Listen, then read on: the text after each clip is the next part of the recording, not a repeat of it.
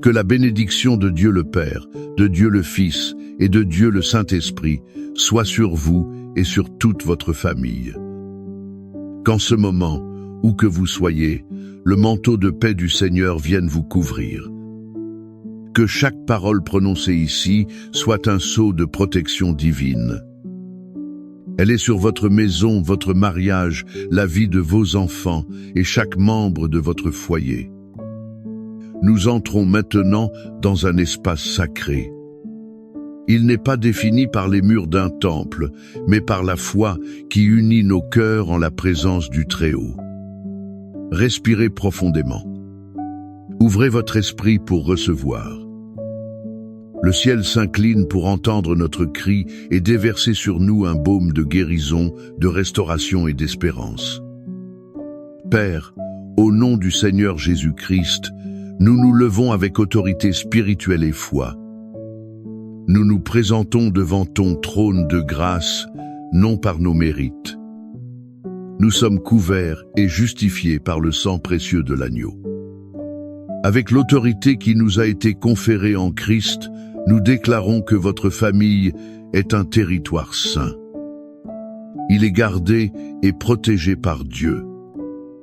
Nous nous levons contre tout esprit de division. Nous nous opposons à toute flèche de discorde et à toute parole de malédiction lancée contre votre foyer. Au nom de Jésus, nous brisons le pouvoir de la discorde, de l'incompréhension et du refroidissement de l'amour.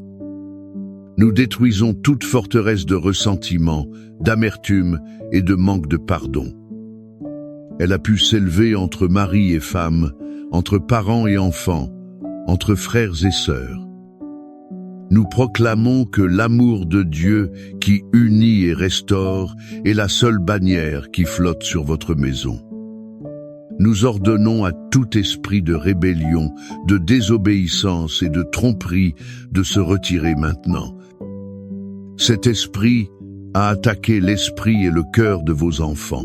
Au nom de Jésus, nous déclarons que vos enfants sont l'héritage du Seigneur. Aucune arme forgée contre eux ne prospérera. Nous couvrons votre maison du sang de Jésus, de la fondation au toit, chaque porte et chaque fenêtre. Nous déclarons que le mal ne les atteindra pas et aucune plaie ne s'approchera de votre tente. La victoire du Christ sur la croix est notre victoire aujourd'hui. Votre famille est sous la protection du Dieu Très-Haut. Maintenant, je veux vous inviter à apaiser votre cœur. Ouvrez votre âme à l'une des histoires les plus profondes et révélatrices de toute l'Écriture. C'est une histoire qui révèle le cœur même de Dieu en tant que Père. Nous la trouvons dans l'Évangile de Luc, chapitre 15. C'est la parabole du Fils prodigue, mais je préfère l'appeler la parabole du Père aimant. Imaginez la scène. Une famille aisée, un père avec 2 fils. Le plus jeune, impatient et égoïste, vient trouver son père et lui demande sa part d'héritage. Pensez à la douleur que cette attitude a causée. C'était comme dire « Père, pour moi, tu es déjà mort. Je veux juste ce qui est à moi. » Et le père, dans un acte d'amour douloureux, conce. Il respecte la liberté de son fils, même en connaissant la souffrance que ce choix apporterait. Le fils part pour une terre lointaine. Là, il gaspille tout. Absolument tout. En fait, avec des plaisirs momentanés, il dilapide l'héritage d'une vie entière. Et quand l'argent s'épuise, les faux amis disparaissent. Une grande famine frappe la terre. Ce jeune homme, qui avait un jour tout, souffre maintenant de la faim. Il désire manger la nourriture donnée aux porcs. Il a touché le fond. Dans ce lieu de misère et de solitude, la Bible dit qu'il revint à lui-même. Il se souvint de la maison de son père. Il se rappela que même les serviteurs de son père avaient du pain en abondance. Pendant ce temps, lui mourait de faim. Une décision naquit dans son cœur. Je me lèverai et j'irai vers mon père. Pendant ce temps, que faisait le père? L'Écriture nous donne un indice puissant. Elle dit que, tandis qu'il était encore loin, son père le vit, fut ému de compassion, courut à lui, se jeta à son cou et l'embrassa. Cela nous montre que le père n'a jamais abandonné. Chaque jour, il montait sur la terrasse et regardait la route. Il attendait, il languissait, le cœur serré de nostalgie, le retour de son fils. Il n'attendit pas que son fils arrive à la porte et frappe. Il n'attendit pas une demande d'excuses formelle. En apercevant la silhouette familière, même sale et en haillons, le cœur du père explosa d'amour. Il courut.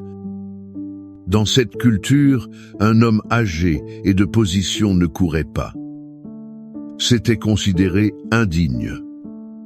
Mais l'amour de ce père dépassa tout protocole, tout orgueil. Il courut, serra et embrassa le fils qui sentait les porcs et le péché. Il le couvrit de baisers avant que le fils ne puisse finir son discours de repentance répété. Et le père ne s'arrêta pas là. Il ordonna à ses serviteurs, apportez la plus belle robe, mettez un anneau à son doigt et des sandales à ses pieds. Amenez le veau gras et tuez-le. Mangeons et réjouissons-nous, car mon fils était mort et il est revenu à la vie. Il était perdu et il a été retrouvé. Il n'a pas seulement pardonné. Il a complètement restauré l'honneur et la position de son fils. Il fit une fête. De cette histoire émouvante, nous pouvons tirer des leçons. Elles sont des baumes pour notre famille aujourd'hui.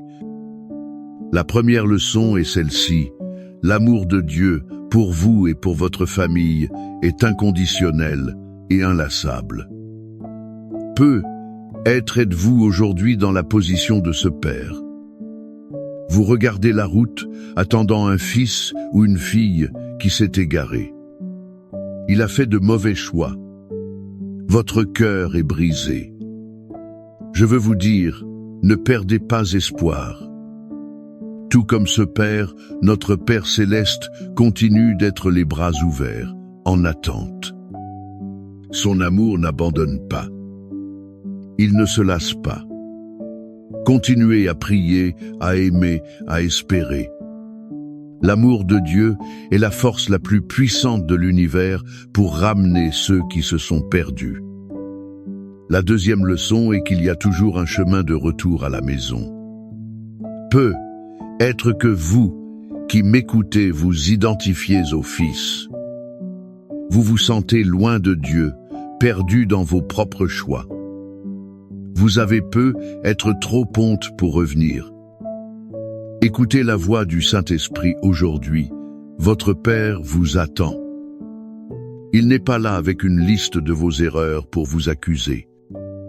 Il a un anneau d'honneur, un vêtement de justice et un banquet de célébration préparé pour vous. Peu importe à quel point vous êtes tombé bas.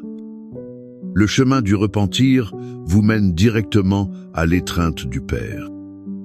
Et enfin, la troisième leçon, la force du pardon est ce qui restaure la famille.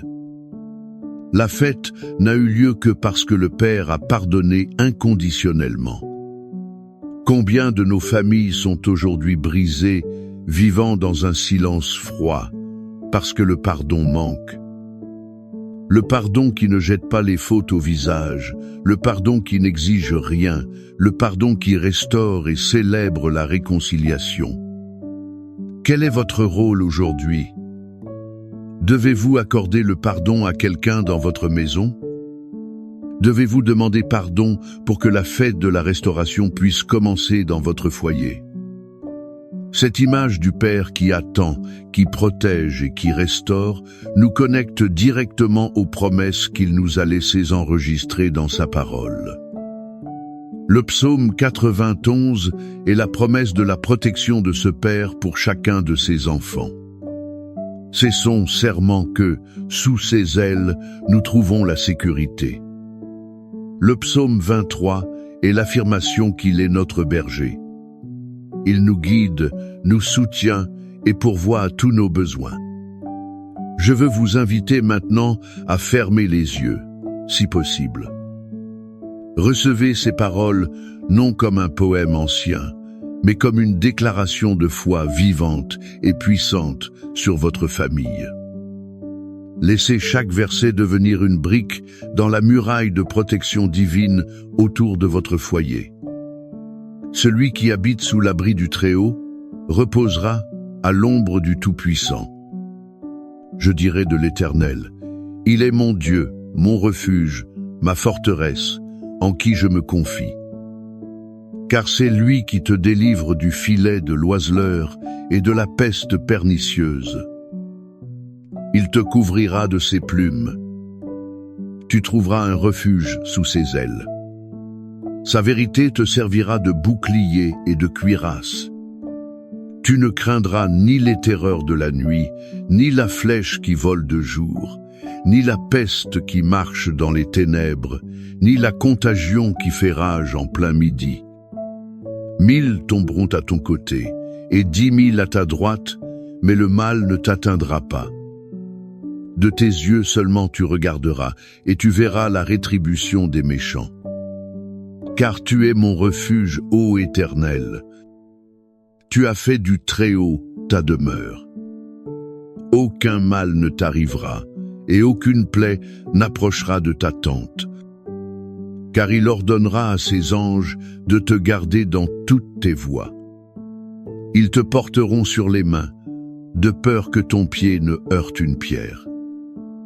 Tu marcheras sur le lion et sur l'aspic, tu fouleras le lionceau et le dragon. Puisqu'il m'aime, je le délivrerai. Je le protégerai, car il connaît mon nom. Il m'invoquera, et je lui répondrai. Je serai avec lui dans la détresse. Je le délivrerai, et je le glorifierai. Je le rassasierai de longs jours, et je lui ferai voir mon salut. Père bien-aimé, basé sur ta parole et la certitude de ton amour de Père, nous nous unissons maintenant en prière pour chaque famille qui écoute ce message. Seigneur, nous prions pour ces pères et mères dont les cœurs saignent. Ils attendent le retour d'un fils ou d'une fille prodigue. Père, que ton Saint-Esprit aille maintenant là où ils sont. Qu'il les convainque du péché, de la justice et du jugement. Qu'il crée en eux un désir insupportable de la maison du Père. Qu'ils reviennent à eux-mêmes et prennent la décision de revenir. Et donne de la force aux parents pour qu'ils courent à leur rencontre avec une étreinte de pardon et de restauration. Nous prions, Seigneur, pour les mariages en crise. Là où l'amour s'est refroidi, où la communication est rompue, où l'infidélité a blessé. Père, tu es le Dieu qui restaure. Souffle ton souffle de vie sur ces mariages. Restaure l'alliance, l'amitié, le respect et la passion. Brise les murailles d'orgueil et ressuscite le premier amour. Seigneur, comme le bon berger du psaume 23, nous déclarons ta provision sur chaque famille. Que le pain quotidien ne manque pas. Ouvre les portes de l'emploi, de la prospérité, de l'abondance. Que chaque foyer ait suffisamment pour lui-même et déborde pour bénir les autres. Guide-les sur les sentiers de la justice financière. Réprimande le dévoreur. Fais en sorte que la bonté et la miséricorde les suivent tous les jours de leur vie. Et maintenant, nous étendons notre foi pour la guérison. Guéris, Seigneur, les corps malades. de la tête à la plante des pieds, que chaque organe, chaque cellule malade reçoive maintenant le toucher guérisseur du Seigneur Jésus. Mais nous prions aussi pour la guérison de l'âme. Guéris les souvenirs douloureux, les blessures de rejet, les traumas du passé qui causent encore de la douleur. Que ton baume de paix inonde chaque cœur. Père, nous te remercions car nous savons que tu entends notre prière. Nous remettons chaque famille entre tes mains puissantes. Si vous désirez placer votre famille sous cette prière, écrivez le nom de votre famille dans les commentaires ci-dessous. Créons ensemble une puissante chaîne d'intercession et de foi. Que le Seigneur vous bénisse et vous garde. Que le Seigneur fasse luire sa face sur vous et ait compassion de vous. Que le Seigneur lève sa face vers vous et vous donne la paix. Que la protection du Père, l'amour du Fils et la consolation du Saint-Esprit soient sur votre vie et sur toute votre maison, aujourd'hui et pour toujours. Recevez cette bénédiction par la foi. La fidélité de Dieu est le fondement de votre espérance. Amen.